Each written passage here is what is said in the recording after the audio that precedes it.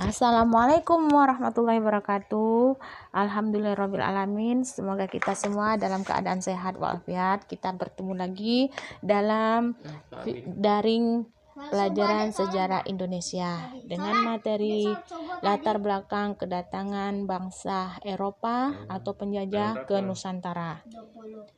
Kedatangan bangsa-bangsa asing, terutama Eropa di Nusantara, yang dimulai abad ke-16 ternyata telah membawa sebuah perubahan besar dengan terjadinya suatu masa penjajahan bangsa Barat. Motivasi atau nafsu kejayaan Eropa.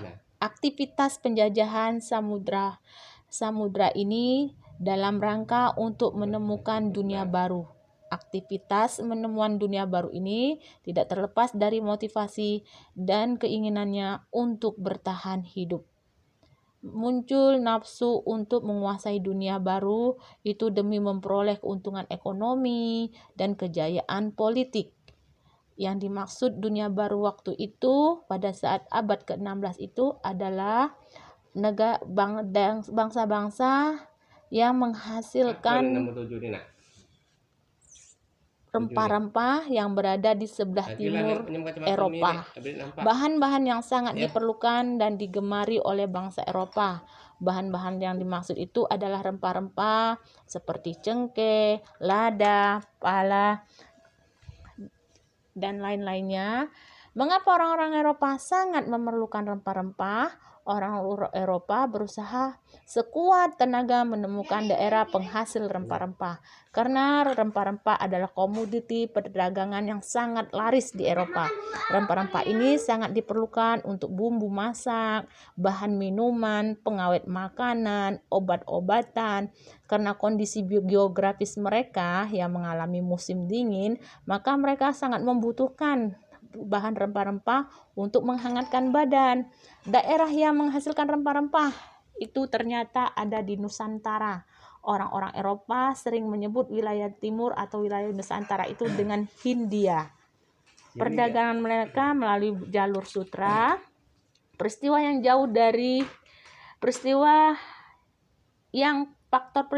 mempengaruhi terjadinya kedatangan bangsa Eropa itu ternyata ada kaitannya penjajahan di Indonesia, di Nusantara ini dengan jatuhnya Konstantinopel pada tahun 1453, yang mana Konstantinopel ini ditaklukkan oleh Sultan Muhammad Al-Fatih. Sekarang Sultan yang namanya Konstantinopel ini adalah Istanbul, Turki sekarang. Yang di Istanbul, Turki itu sekarang adalah itu Konstantinopel yang merupakan pusat perdagangan dunia, pertemuan antara Eropa dan Asia. Karena Konstantinopel ini dikuasai oleh kaum muslimin, maka sulit bagi orang-orang Eropa untuk mencari rempah-rempah, tertutup, sehingga harga rempah-rempah itu mahal harganya.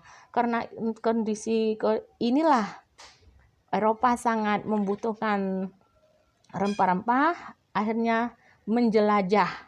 Dengan itu salah satunya faktor salah satunya kenapa terjadi ekspansi bangsa asing ke wilayah Nusantara. Faktor kedua adalah penemuan teknologi.